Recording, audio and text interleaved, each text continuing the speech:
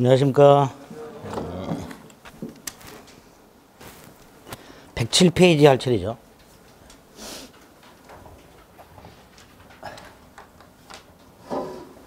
(107페이지) 복대리라고 되어 있습니다. 여기 할 차례입니다.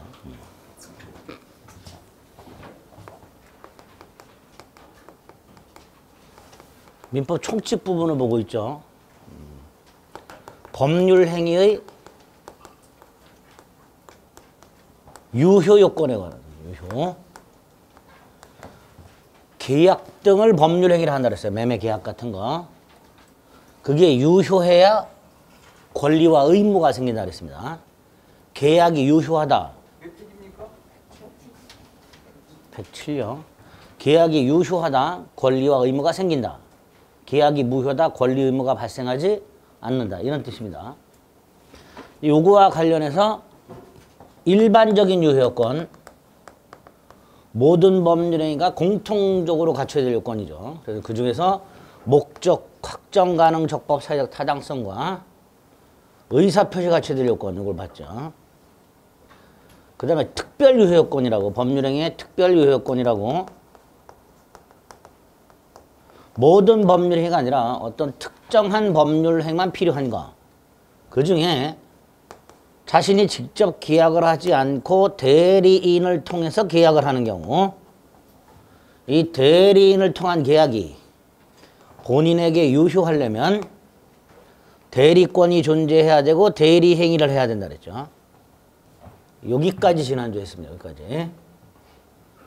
이제 복대리로 보죠. 복대리. 좀 어렵습니다. 복대리. 좀 어려운데 복대리의 뜻하고 특징을 오늘 좀 명확하게 얘기를 합니다. 복대리의 뜻과 특징, 의 및 특징.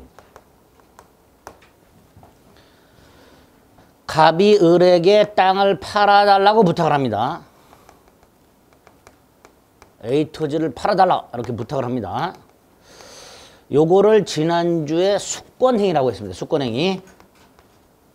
뭐를 해달라고 부탁하는 행위, 수권행위라고 했어요. 이렇게 수권행위를 하면 을에게 대리권이 생기고 을이 갑소유 토지를 팔면 되죠. 그게 대리행위입니다. 그런데 을이 어떤 사정이 생겨서 다시 병에게 부탁을 합니다. 을이 똑같이 을이 병에게 A 토지를 팔아라 네가 이렇게 부탁을 해요. 즉 요것도 위에하고 똑같죠. 팔아달라고 부탁하는 거죠. 그러니까 요것도 수권행위가 됩니다. 수권행위가 되는데 본인의 수권행위하고 구별을 해서 복임행위라고 부릅니다. 복임행위. 이렇게 대리인 을이 또다시 병에게 부탁을 해서 병이 A 토지를 매매하는 경우, 이때 이 병 복대리라고 부릅니다. 이놈이 복대리예요. 자, 이 병은 본인이 아닌 대리인의 부탁을 받았어요. 그렇죠? 이걸 대리인이 선임했다 이렇게 말을 합니다.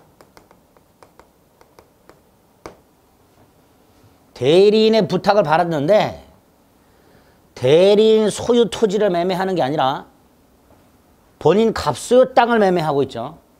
그렇죠? 그러니까 갑의 대리인입니다. 갑의 대리인. 대리인이 선임한 본인의 대리인, 요거를 복대리를 한다. 머리에 그냥 콱 박으셔야 돼. 놀라셨죠? 안 놀라셨나? 그 코로나로 학원을 이렇게 좀 이렇게 비정상적으로 이렇게 하다 보니까 이번 주부터 이제 조금 정상화, 뭐 좀 뛰어앉기 하고 뭐 이렇게 하긴 하지만, 근데 강의를 들으신 분들의 표정이 똑같아요. 약간 맛이 간 표정으로. 처음에 공부를 열심히 하지라는 그 또리방또리방 또 눈은 다 어디로 가고요. 어제 제가 다른 학원에서 뭐라 그랬어요. 아니 힘을 내시라고. 눈은 이게 부릅떠야지. 똑같아요 그냥. 지치신 것 같아. 코로나가 1년 동안 우리 이 대한 뭐 전 세계죠. 사람의 정신을 피폐화 시켰어요. 그렇죠? 뭐 그런 정도까지는 아닌 것 같은데. 어쨌거나 하여튼 좀 힘을 내세요. 표정을. 밝게 지으셔야지, 밝게. 머리 콱 뭘 콱. 대리인이 선임한 본인의 대리인 잊지 마세요. 대리인의 대리인이다라고 자꾸 출제를 해요. 대리인이 부탁을 했으니까 대리인의 대리인하고 자꾸 착각을 하는데 지난주에 말씀을 드렸지만 대리인의 행위는 본인에게 효과가 계속이 된다고 그랬죠. 병은 갑소유 A토지를 매매했기 때문에 그 병의 A토지 매매계약의 효력, 권리와 의무는 을이 아니라 누구한테 귀속이 돼요? 갑에게 귀속이 됩니다. 그러니까 병은 갑의 대리인이다. 잊지 마세요. 대리인이 선임한 본인의 대리인 이렇게 됩니다. 이게 뜻이에요. 정확하게 기억하셔야 돼. 그 다음에 특징을 좀 생각해 봅니다. 특징. 첫째, 좀 전에 말씀드렸듯이 을이 병에게 A토지를 팔아달라고 부탁을 하는 것은 대리인의 숙권행위라고 그랬습니다. 숙권행위. 그죠? 즉, 대리행위가 아닙니다. 요게 대리행위입니다. 요게. 그죠? 병이 정과 A토지를 매매하는 게 대리행위고 을이 병에게 땅을 팔아달라고 부탁을 하는 건 대리행위가 아니라 대리인 자신의 행위예요. 숙권행위라고. 그렇죠? 따라서 을이 병에게 A토지를 팔아달라고 부탁을 할 때는 본인 이름으로 하는 게 아니죠. 그죠? 대리행위는 본인 이름으로 해야 된다 그랬어요. 근데 이건 대리행위가 아니니까 본인 이름으로 하는 게 아니라 대리인 자신의 이름으로 합니다.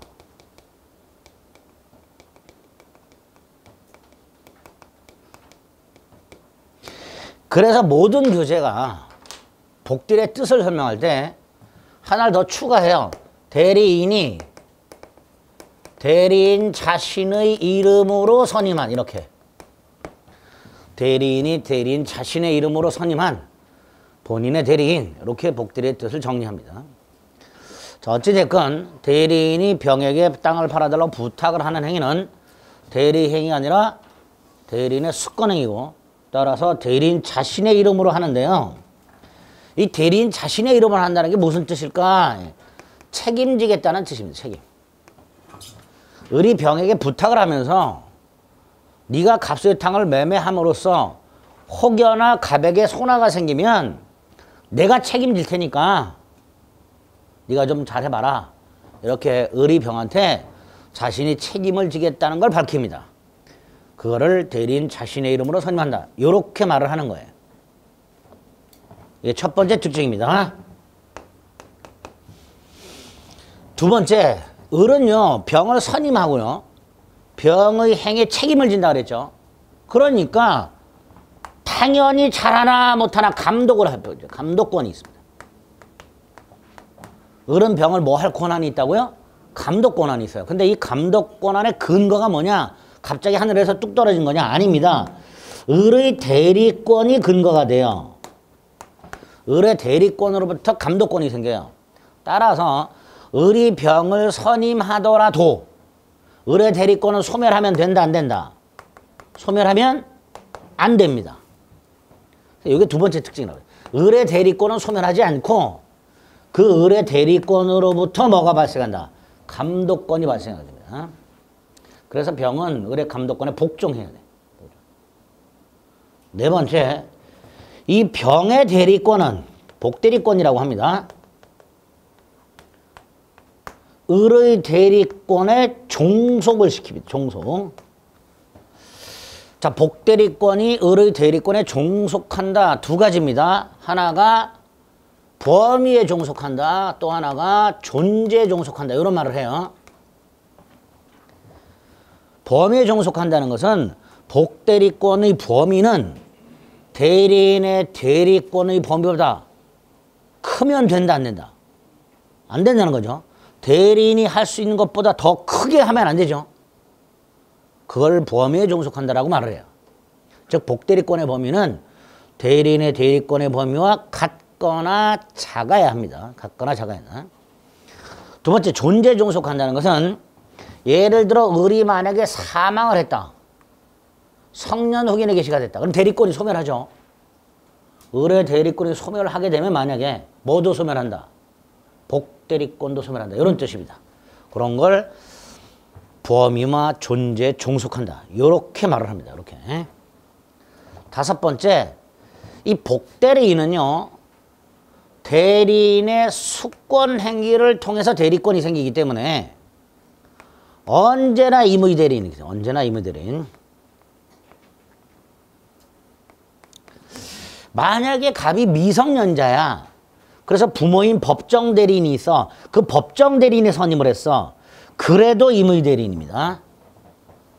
대리인의 수권행위를 통해서 대리권이 생기기 때문에 언제나 임의대리인 이렇게 됩니다. 마지막으로 병은 누구의 대리인이라고 했어요? 본인의 대리인이라고 했죠. 그러니까 병이 대리 행위를 할 때 누구를 위한 것임을 표시해? 갑을 위한 것임을 표시해야 되죠.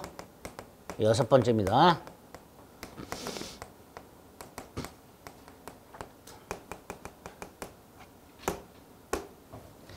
병이 정하고 대리 행위를 할 때 을을 위한 것임을 표시하면 된다, 안 된다? 절대로 안 되죠. 병은 을의 대리인이 아닙니다. 갑의 대리입니다. 따라서 본인을 위한 것임을 표시를 해야 될 겁니다. 이런 것들이 복들의 특징이 됩니다. 의 특징 정확하게 이해암기하셔야 돼요. 자, 두 번째, 된장찌개를 끓이고 있던 부인이 그랬더니 어떤 분이 왜 된장찌개는 꼭 부인이 끓이냐 이 자식아 뭐 이렇게 근데 남녀 차별하냐 그러는데 저희 집은 또 제가 뭘 많이 해요. 근데 된장찌개는 와이프가 하는 게 더 맛있어요. 제 거보다. 그래서 된장찌개만 와이프한테 잔치국수는 제 게 더 맛있어요. 계란찜 제가 더 잘해요. 나눠서 하는 거죠.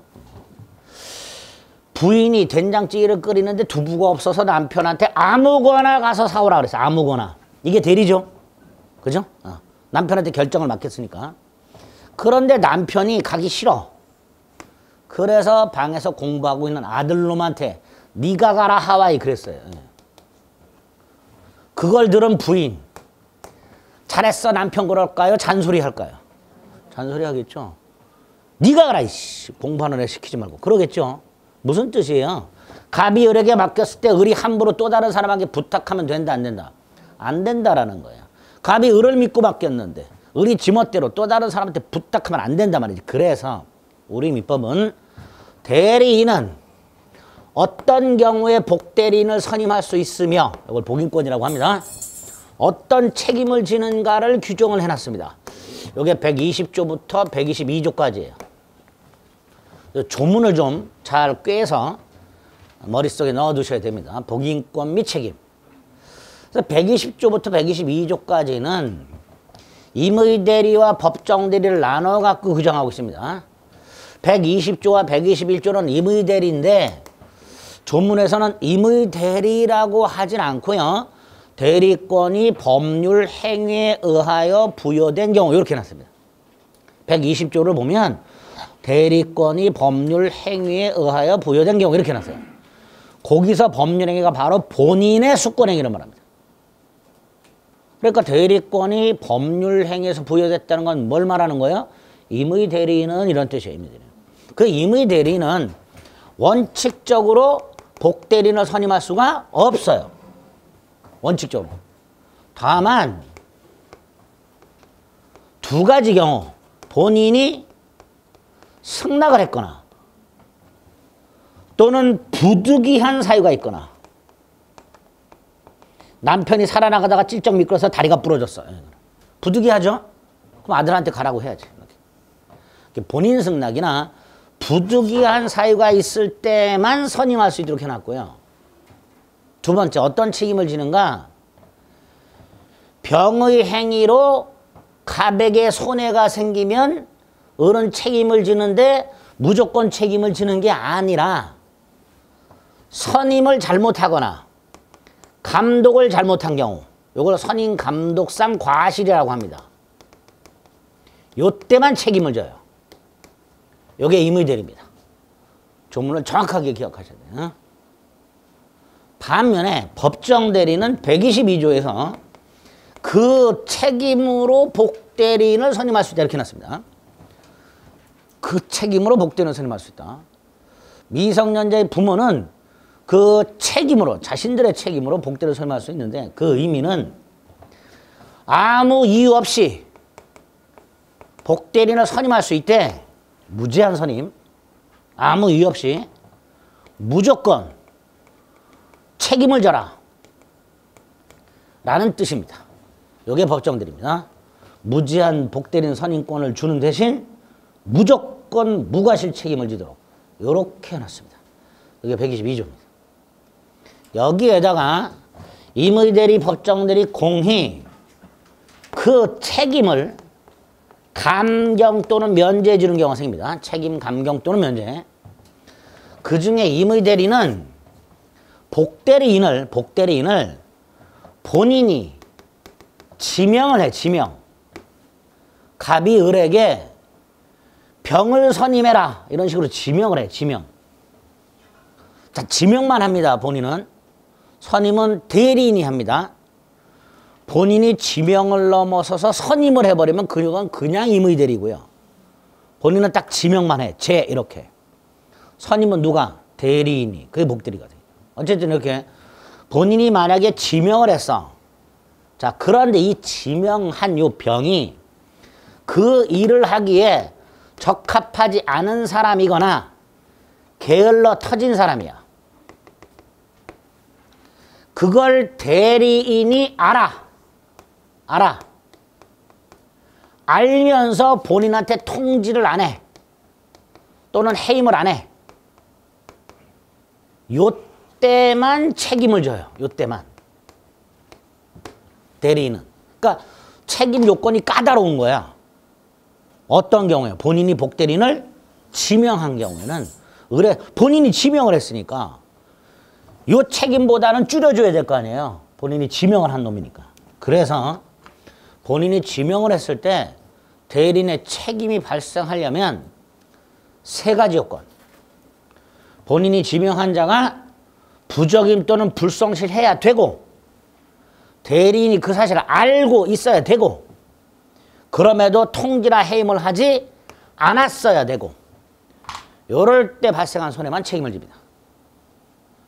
따라서 갑이 지명한 병이 그 일을 하기에 적합한 사람이거나 성실한 사람인 경우, 또는 부적임 불성실하지만 대리인이 모르고 있는 경우, 또는 부적임 불성실하고 대리인이 알지만 통지나 해임을 한 경우, 이때는 대리인 책임진다 안 진다? 안 진다 이런 뜻이. 그래서 3가지 경우에만 책임을 지게 됩니다. 그래서 조문에서도 부적임 불성실함을 알면서도 통지 또는 해임을 태만한 때가 아니면 책임이 없다 이렇게 해놨습니다. 조문이 조금 까다롭게 돼 있어요. 이해하기가. 어쨌든 이렇게 책임이 생기려면 3가지 엄격한 요건이 필요하다. 이렇게 생각을 해주시면 됩니다.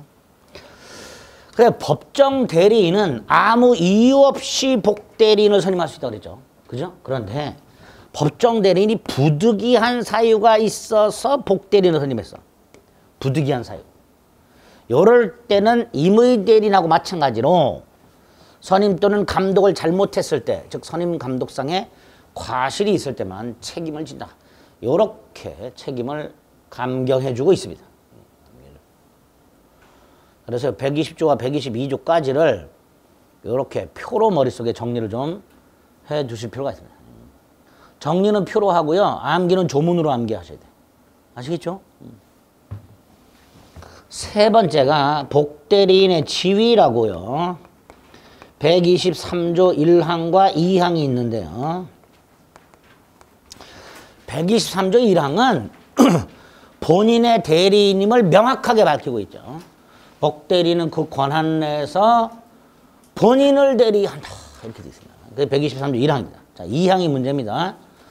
2항에 보면 복대리인은 본인이나 제3자에 대하여 대리인과 동일한 권리 의무가 있다. 이렇게 해놨습니다. 그게 123조 2항인데 제3자에 대한 건 생각하지 마시고 본인에 대한 것만 생각을 해봅니다. 자, 다시. 복대리인은 본인에 대하여 대리인과 동일한 권리 의무가 있다. 그 말, 어떤 뜻인지 생각해 봅니다. 갑이 을에게 땅을 팔아달라고 부탁을 하면서 수수료를 10% 주기로 계약까지 했어. 지난주에 이 계약은 수권행위와는 별개의 원인관계라고 했죠. 그 계약을 통해서 갑하고 을에게 뭐가 생겨요? 권리와 의무가 생겨요.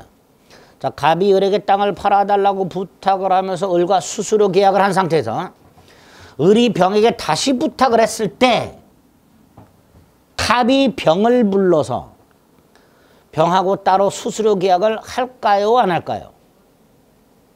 보통 다시 한번 갑이 을에게 땅을 팔아달라고 부탁을 하면서 을하고 수수료 계약을 했어.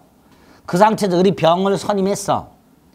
그러면 갑은 병을 따로 불러가지고 또다시 병하고 수수료 계약을 따로 할까요? 안 할까요? 보통 안 하겠지요. 안 해요. 보통은. 뭐하러 해 갑이. 그러면 어떤 일이 생겨? 일은 누가 하고? 갑을 대신해서 일은 누가 하고? 병이 하고. 수수료는 누가 챙겨? 을이 챙기는 문제가 생겨요.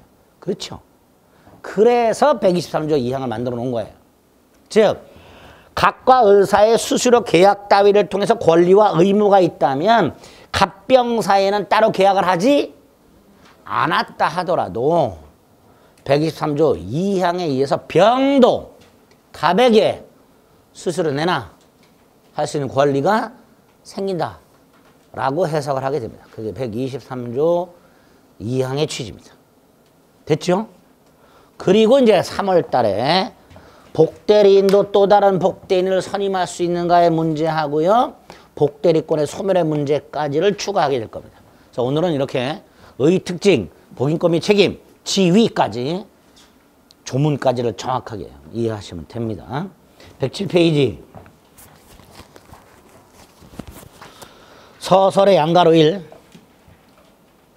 양가로의 동그라미 1, 2 밑에 네모 2번, 1번의 조문 120조와 121조 조문 자체가 잘 나와요. 다음 페이지 그걸 다시 설명해 놨습니다. 양가로 1 동그라미 1, 2 양가로의 동그라미 1, 2 동그라미 1, 2 두 개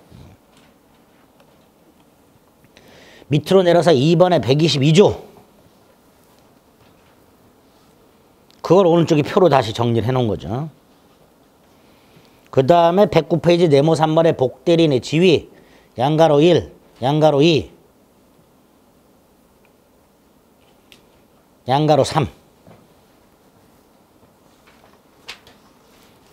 그 정도 일단 이번 순환에 그 정도를 체크해 줍니다.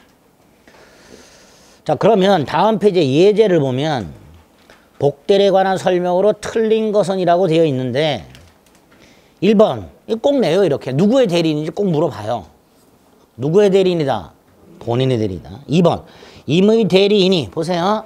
임의 대리인이 여기 보세요. 임의 대리인이 본인의 승낙을 받아서 복대리인을 선임한 경우에는 무슨 책임을 진다고? 선임 감독상의 책임을 진다 그랬죠. 근데 2번을 보세요.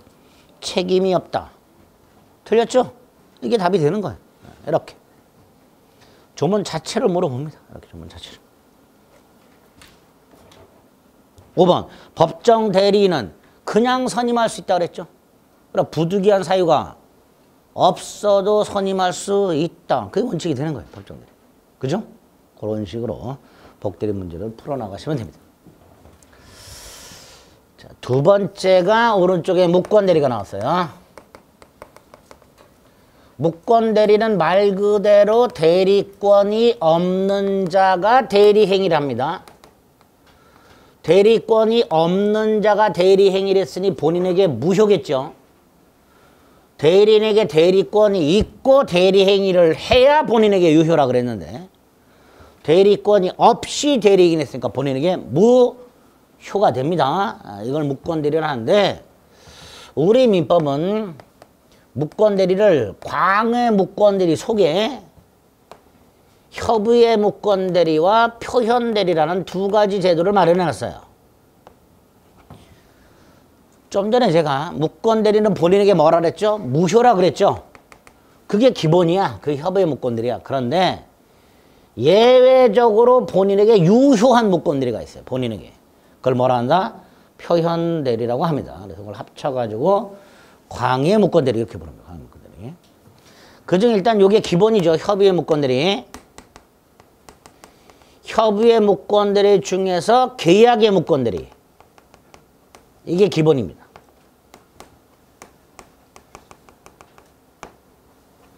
대리인이, 무권대리인이 저지르는 행위 중에 대표적인 게 계약을 저지른단 말이죠. 갑이 땅이 있는데 을한테 팔아달라고 부탁을 한 적이 없어. 그럼에도 불구하고 을이 병한테 땅을 팔았어.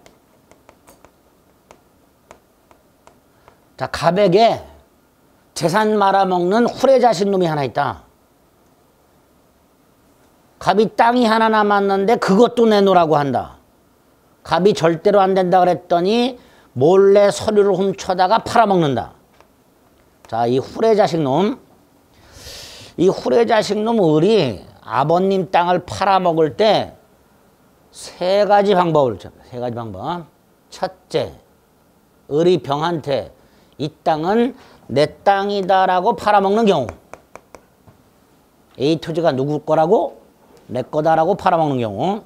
근데 병이 봤을 때 등기부에는 아버님 갑의 이름으로 돼 있어. 병이야, 이 아버지 거 아니냐 그랬더니 을이 돌아가셨다. 근데 내가 상속 등기만 안 하고 있을 뿐이다. 멀쩡히 살아계신 아버님을 망자 취급하는 나쁜 놈. 요 놈이 하나 있어요. 그런데 을이 병한테 내 거라고 팔아먹을 때 이건 대리행위가 아니죠. 분명히. 아닙니다. 두 번째, 겉늙은 놈이 하나 있어. 외관상 20년쯤 늙어 보여. 근데 아버지 신분증에는 10년 전 사진이 붙어 있고 똑같이 생겼어, 둘이. 그래서 을이 아버지 신분증을 병에게 보여주면서 내가 갑이요. 이렇게 팔아먹는 놈도 있다. 그죠? 근데 이것도 대리행위는 아니지요. 아닙니다. 그래서 을이 갑수 땅을 병한테 팔아먹을 때 내 거다라고 팔아먹는 경우하고 내가 갑이다라고 팔아먹는 경우 요 두 가지는 대리가 아닙니다. 이런 걸 무권리자 또는 무권한자의 처분행위라고 말을 해요. 우리 대법원이. 근데 요거를 처리하는 민법에 규정이 없어요. 무권리자, 무권한자의 처분행위를 처리하는 민법 규정은 없습니다. 그건 나중에 말씀을 드릴 거예요. 어떻게 처리하는지. 자, 그럼 무권대리가 있어요. 마지막으로. 무권대리는 뭐냐? 을이 병과 A 토지 매매할 때 누구를 위한 것임을 표시. 갑을 위한 것임을 표시한 거예요. 그게 무권대리가 되는 거예요. 그게. 그런데 을에겐 대리권이 있어 없어? 없지. 그래서 대리권이 없이 본인을 위한 것임을 표시하여 대리행위를 하는 경우 이게 무권대리가 됩니다. 자, 이때 이 계약이 본인에게 유효냐? 무효라 그랬죠? 무효라 그랬어요. 이 A 토지 매매 계약은 본인에게 무효입니다. 효력이 없어요. 따라서 을이 어찌어찌 병한테 등기까지 넘겨줬다 하더라도 등기도 무효예요. 따라서 병은 소유권을 취득할 수가 없습니다. 병등기도 무효입니다. 병등기도 무효입니다. 갑에게는 무효인데 여기서 이런 두 가지 경우가 있을 수 있다. 갑소유 A 토지가 1억짜리인데 을이라는 놈이 몰래 헐값에 팔아먹는 경우가 있겠지만 비싸게 팔아먹는 경우도 있을 수 있다. 즉 무권 대리 행위가 그 결과 본인에게 손해인 경우만 있는 게 아니고 이득인 경우도 있을 수 있더란 말이죠. 그렇죠? 을이 헐값에 팔아먹으라는 법은 없으니까. 그래서 우리 민법은 이런 두 가지 경우가 있을 수 있기 때문에 본인이 선택을 할 수 있도록. 예를 들어 3천에 팔아먹었다. 아이 나 절대로 인정 못해. 이걸 추인 거절. 추인 거절. 3억에 팔아먹었네 1억짜리를. 아버님이 그 사실 알게 됐네. 잘했구나 내 자식아 드디어 한 건 했구나 이렇게. 추인할 수도 있도록 이렇게. 추인 또는 추인 거절할 수 있도록 만들어놨고요. 추인을 거절을 하면 무효로 확정이 되고요. 추인을 하면 이 계약은 본인에게 유효로 확정이 되도록, 즉 본인의 추인 여부에 따라서 효력이 확정이 되도록 해놨습니다. 그래서 만약 본인이 추인도 추인 거절도 하지 않고 있다면 무효는 무효인데 확정이 되지 않은 무효가 되겠죠. 그리고 불확정적 무효라고 합니다. 불확정적 무효. 또는 유동적 무효라고 합니다. 무효는 무효인데 유효가 될 여지가 있을 때 이런 걸 뭐라 한다? 유동적 무효. 이렇게 본인에게 추인권과 추인거절권을 주고 있다. 두 번째, 상대방은 본인이 추인도 추인거절도 하지 않고 있다면 본인한테 물어볼 수 있어. 추인할 거냐 말 거냐 이렇게 물어볼 수 있도록 해놨습니다. 그걸 최고라고 합니다. 또 하나는 갑소유 A 토지를 병이 1억짜리인데 3억에 샀어. 3배나 줬어. 이때 병 차라리 계약을 안 하는 게 이득일 수 있죠.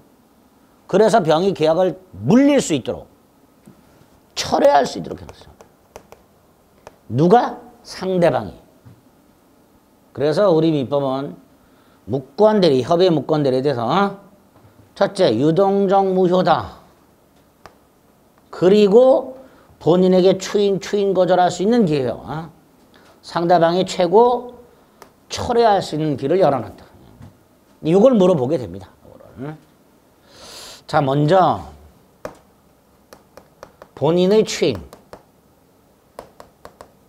첫째, 추인은 추후 인정 사후 동의를 말합니다. 어떤 일이 벌어지고 난 다음에 그 일을 누군가가 인정하는 행위, 그걸 추인이라고 합니다. 여기서 무권대리의 추인은 유동적 무효 상태인 무권대리 행위를 계약 시 소급해서 유효로 만들어버리는 본인의 일방적인 의사표시, 요거를 추인이라 합니다. 여기서 포인트는 두 가지예요. 일방적이라는 거, 상대방의 동의나 승낙을 받을 필요가 없다라는 거 하고요.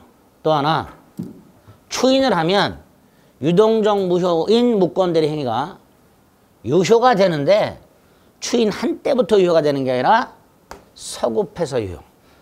1월 10일 날 무권대리 행위가 있었고 아버님 갑이 1월 15일 날 잘했구나 내 자식아 추인을 했어. 그럼 이 계약은 1월 15일부터 유효가 되는 게 아니라 1월 10일부터 유효가 되도록 해놨습니다. 이런 걸 추인을 한다. 자, 이때 이 추인을 해서 유효가 됐죠? 유효가 됐어요? 유효니까 무권 대리가 유권 대리로 바뀌는 거 아니냐? 아닙니다. 무권 대리가 유권 대리로 바뀌는 건 아니에요. 추인은 효력만 유효로 하겠다. 쉽게 말하면 단물만 빨아먹겠다는 생각이고 사후 대리권 수요가 아니야. 추인은 뭐가 아니라고요? 사후 대리권 수요가 아니란 말이지. 일이 벌어지고 난 후에 대리권을 수여하는 게 아니기 때문에 본인이 추인을 했다 해서 무권대리가 유권대리로 바뀌지는 않습니다. 세 번째, 추인의 방식, 분료식. 말로 해도 되고 카톡으로 해도 되고 잘했구나 내 자식아 어깨를 두드려줘도 되고 분료식. 명시적으로 해도 되고 묵시적으로도 해도 되고 잘했다 내 자식아 말로 해도 되고 가만히 가서 허그를 해줘도 돼. 3억에 팔았다는 얘기를 들은 아버님이 부드러운 눈으로 아무 말 없이 이것도 추인이 되는 거예요. 묵시적으로. 근데 이 묵시적 추인에서 하나 조심하실 게 이런 경우가 있었어요. 을이 무권대리 행위가 있었어.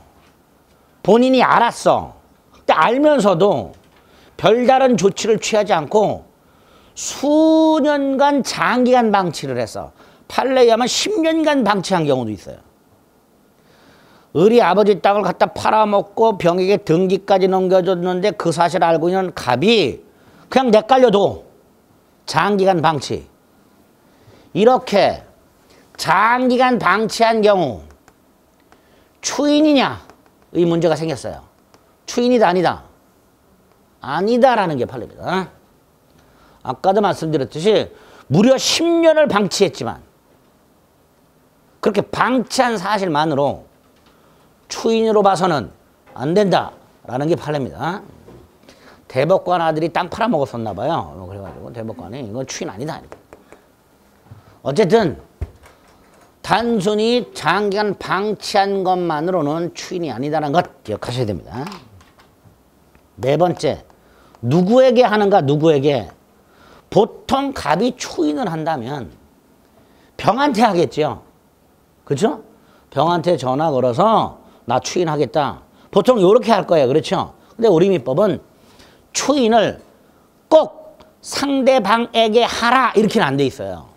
그래서 우리 대법원은 추인은 무권 대리인에게 해도 되고 상대방 병에게 해도 되고 세 번째, 그 사이를 못 참고 병이 또 정한테 팔았어. 이 정.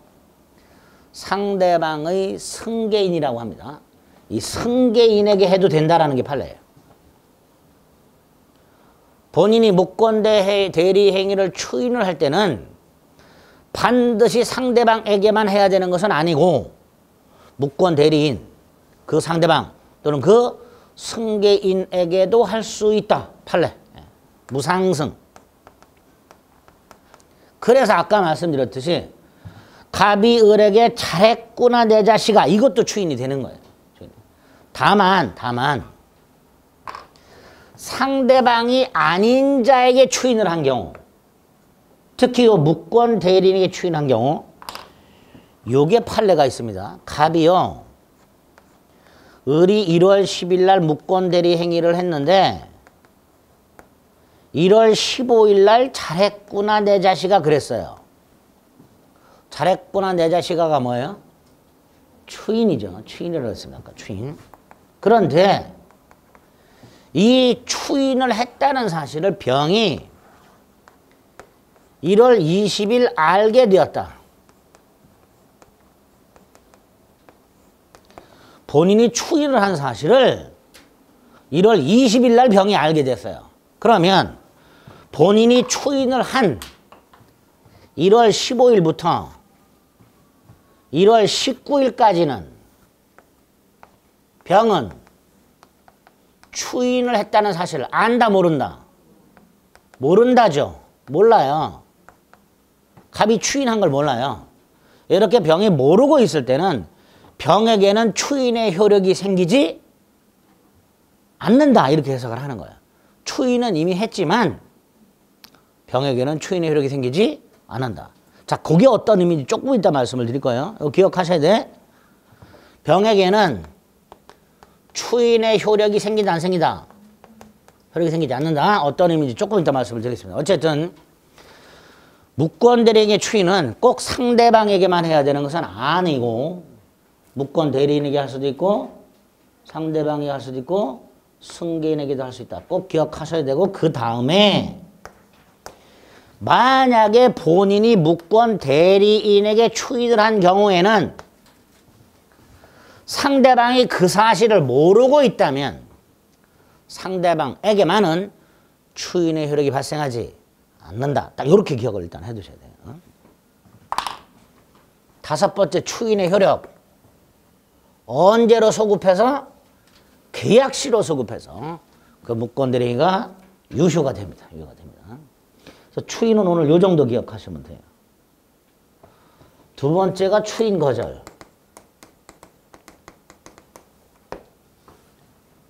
절대로 인정 못하겠다를 말하는 거죠. 요 추인 거절에서는 하나만 기억하시면 돼요. 갑이 땅을 갖고 있었는데 후레자식 놈이 팔았어. 팔았는데 3천만 원에 팔았어. 1억짜리를. 그 소식을 알게 된 아버님이 뒷목을 잡고 쓰러지셔서 돌아가셨어. 드라마 같은 거 보면 나오죠? 하고 쓰러지시죠. 사망을 하셨어. 그런데 공교롭게도 이 무권 대리인이 단독으로 갑의 지위를 상속받았어. 자, 이때 을은 갑의 권리 의무를 포괄승계하죠. 그 포괄승계한 것 중에 추인권도 상속받고 추인 거절권도 상속을 받아요.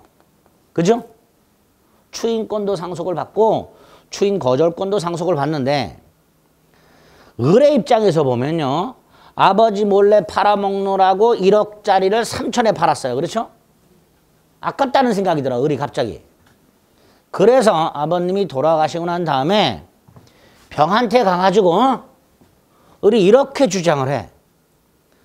지난번 1월 10일 날 너하고 계약을 할 때 내가 아버님 갑의 대리인이라고 너한테 말을 했지만 사실 나는 대리권이 없었다.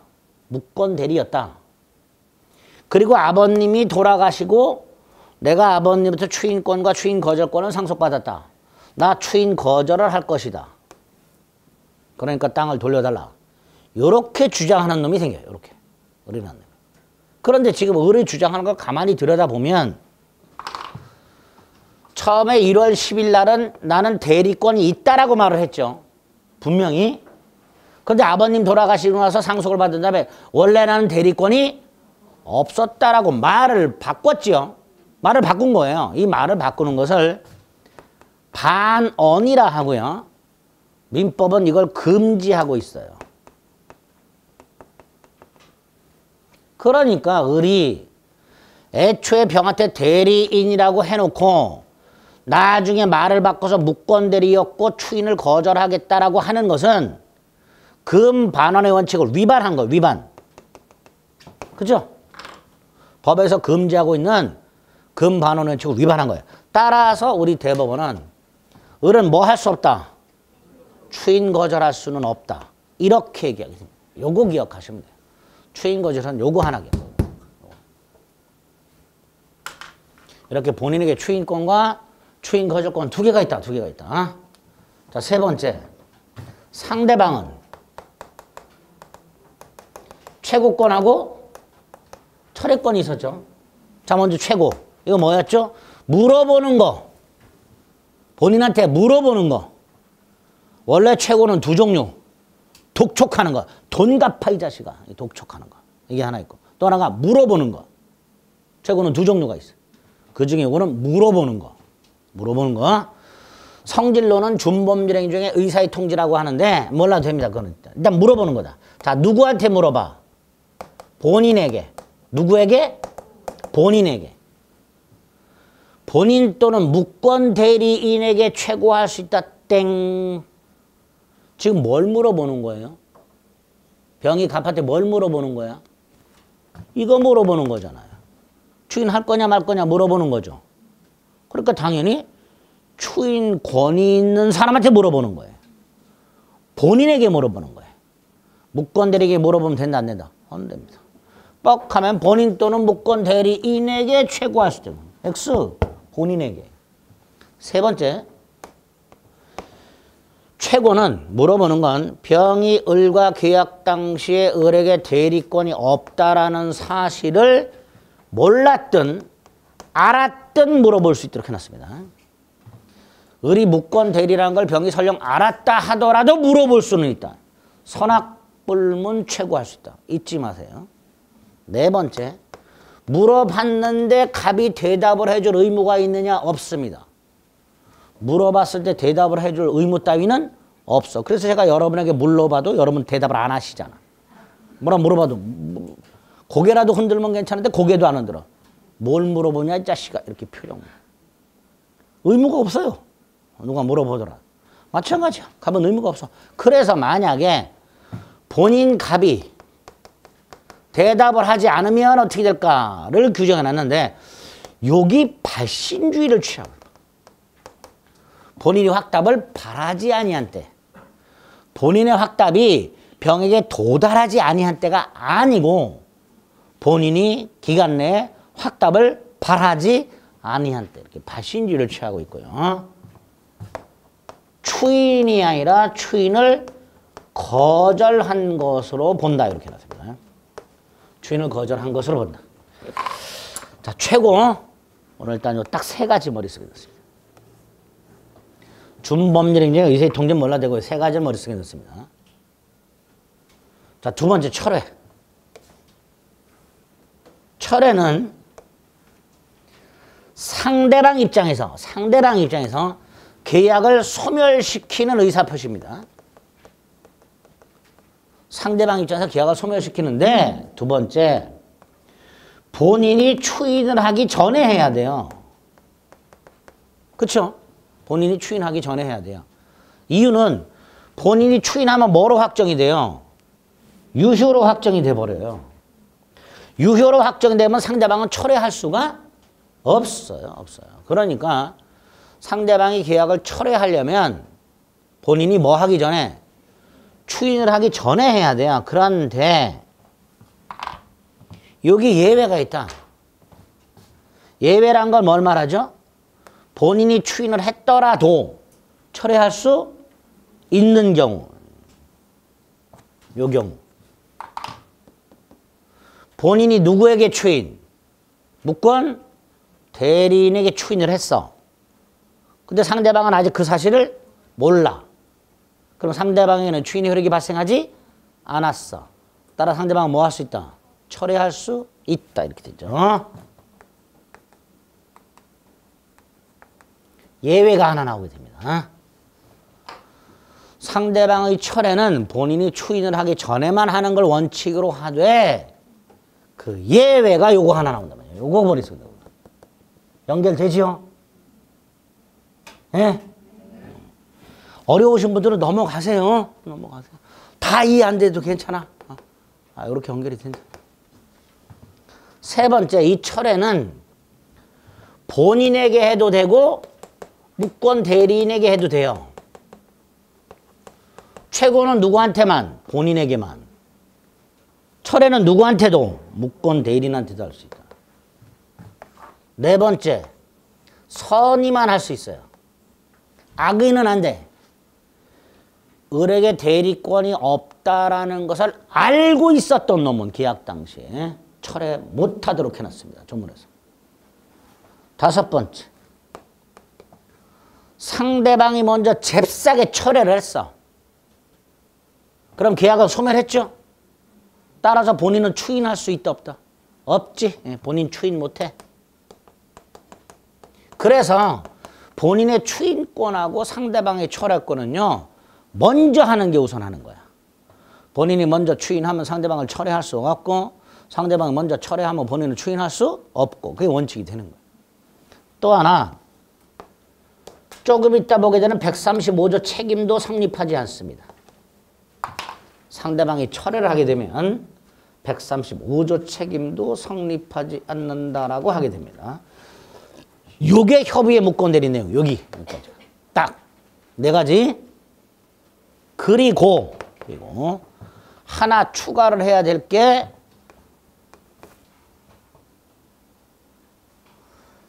번호가 좀 이상하네.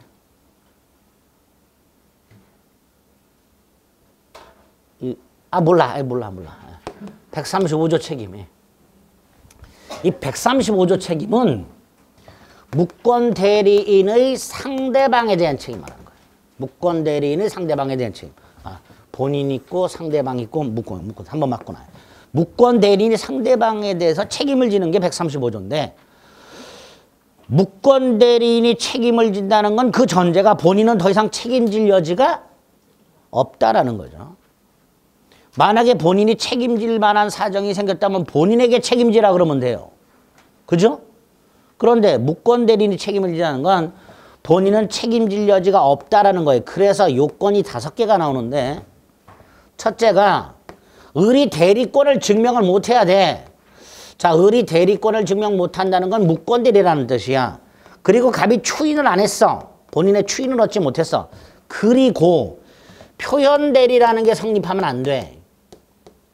표현 대리가 성립하게 되면 아까 본인에게 유효라 그랬어요. 무권 대리지만 본인에게 유효라 그랬어. 본인이 책임을 지는 거야. 그러니까 135조 무권 대리인 책임이 성립하려면 표현 대리가 성립해서는 안 돼. 그리고 무권 대리인이 상대방에게 책임을 지라는 건 상대방을 보호하는 장치죠. 상대방을 보호하는 장치예요. 그러니까 상대방 병이 을과 계약을 할 당시에 을에게 대리권이 없다라는 걸 알았거나 알 수 있었던 놈은 굳이 보호할 필요가 없기 때문에 병이 을에게 대리권이 없다는 사실에 대해서 전혀 모르는 놈이어야 돼. 병이 선의 무과실. 네 번째, 병은 계약을 철회하면 안 돼요. 왜 안 되는지 조금 이따 말씀을 드릴 거예요. 5번째, 무권 대리인은 행위 능력자여야 돼. 아버지 땅을 몰래 팔아먹은 놈이 8살짜리야. 얘한테 책임지라 그래봐야 책임 못 져. 그러니까 무권 대리인이 책임을 지려면 책임질 만한 능력이 있어야 돼요. 5가지 요건을 갖춰야 돼요. 이 5가지 요건 중에서 특히 세 번째 거, 5번째 거 꼭 기억하셔야 돼요. 상대방이 선의엔도 뭐 해야 된다고요? 무과실. 뻑하면 상대방은 선의이기만 하면 족하고 과실 유무는 묻지 않는다. 이렇게 나와요. 그럼 틀린 거야. 또는 5번째 거, 무권 대리인이 미성년자 같은 제한 능력자 하더라도 책임을 져야 한다. 이따구로 나와요. 그럼 안 돼요. 2가지 요건은 꼭 기억하셔야 돼요. 자, 이런 요건이 충족이 되면 무권 대리인이 책임을 지는데 어떤 책임을 지는가?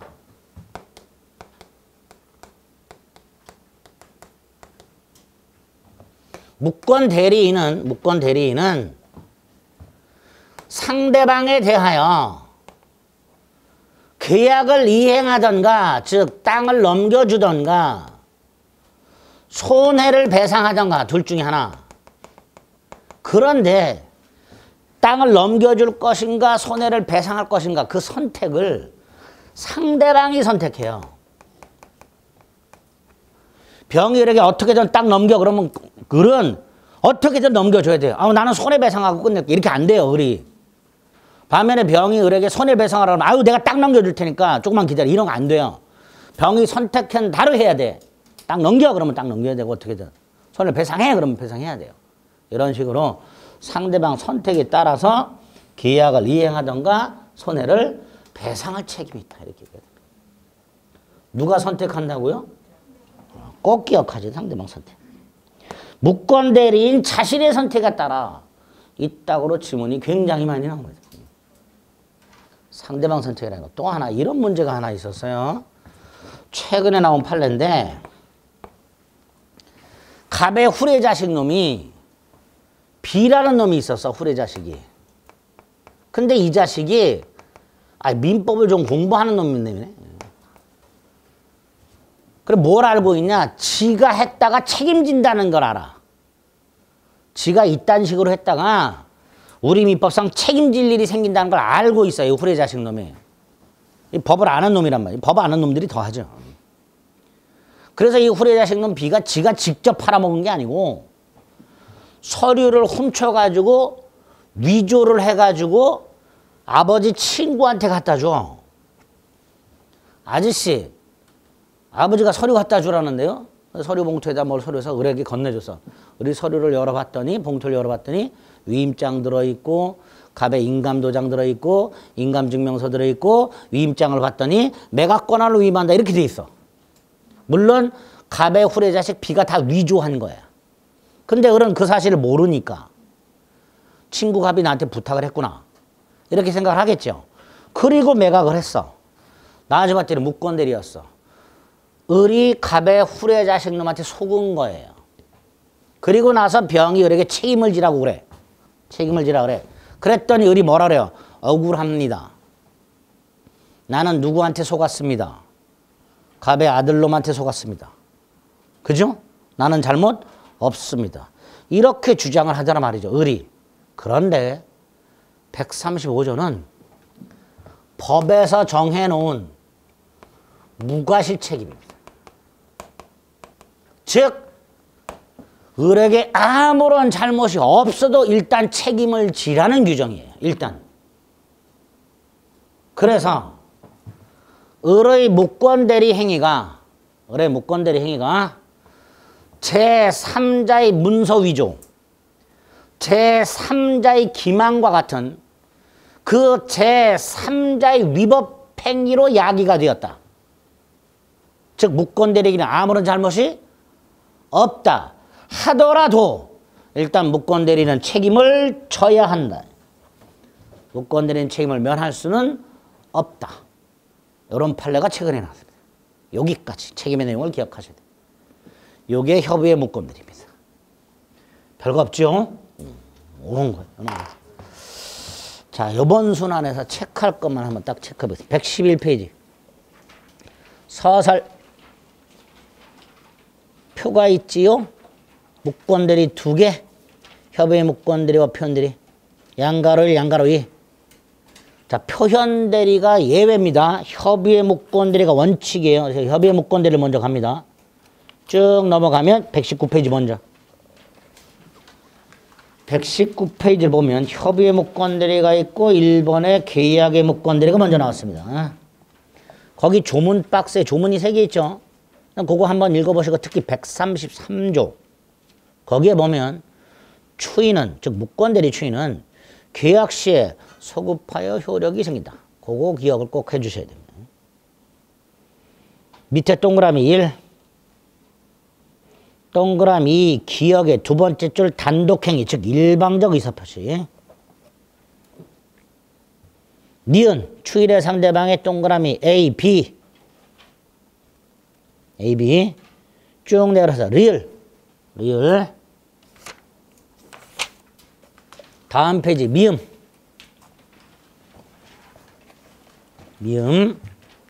첫 번째 줄만 다시 한번 확인하시고 제3자 권리 하지 못한 자는 지금 안 보셔도 됩니다.